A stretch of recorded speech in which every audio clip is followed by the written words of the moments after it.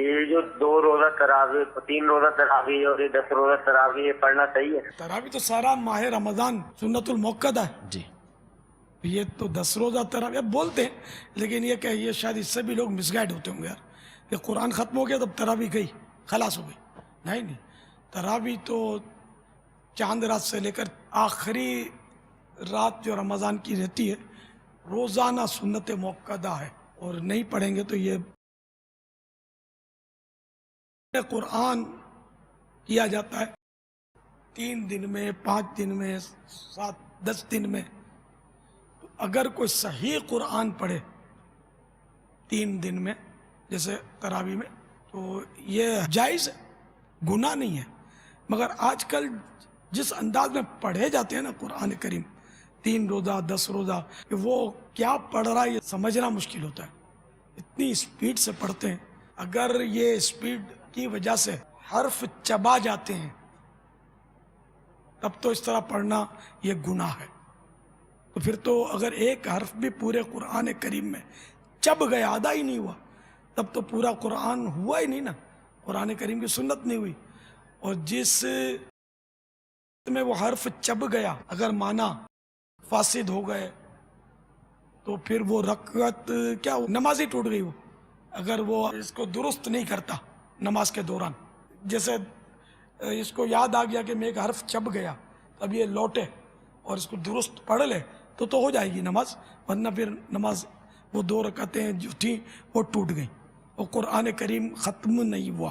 تو یہ تو ہزاروں حروف چبا جاتے ہوں گے، اتنی سپیڈ سے جاتے ہوتے ہیں کہ پلے کچھ نہیں پڑتا، ان کی بڑی واہ واہ ہوتی ہے. تو یہ اصل بس رسم تراویح میں اس کو کہتا ہوں، اس طرح کی تراویح کو، اس میں صحیح قرآن پڑھا نہیں جا رہا، بس خالی ایک رسم ہے. اور لوگ مطلب آسانی یعنی اس کا ایک نقصان یہ کہ اس میں سمجھتے ہوں گے کہ اب یہ کہ بس وہ ختم کر لیا قرآن کریم اب تراویح نہیں پڑھنی، چھٹی ہو گئی. تو یوں عشاء کی بھی شاید چھٹی کر لیتے ہوں گے. تو عشاء تو سارا ہی سال فرض ہے، اور تراویح تو یہ نعمت تو صرف رمضان شریف میں حاصل ہے. ہم کو خوش ہونا چاہیے کہ اللہ نے کتنی نعمت عطا فرمائی ہم کو تراویح جیسی. لیکن افسوس کہ ہمارا نفس جو ہے نا بہت شریر ہے، یہ اس کو نعوذ باللہ نفس بوجھ سمجھتا ہے. نہیں، بوجھ نہیں ہے، یہ بوجھ اتارنے والی نماز ہے. گناہوں کے بوجھ ہم سے اتارتی ہے، عذاب ہم سے دور کرتی ہے. تراویح بہت بڑی سعادت ہے، پڑھنا چاہیے اس کو.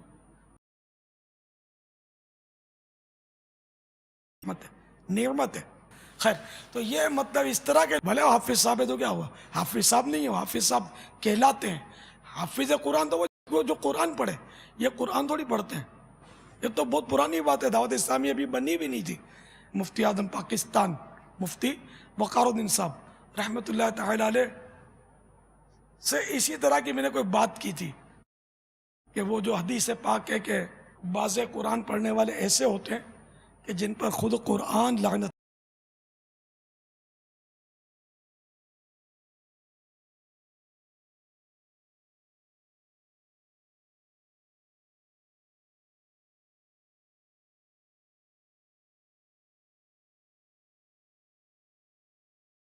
حروف چبا کر تو کئی جگہ معنی کفریہ ہو جاتے ہیں.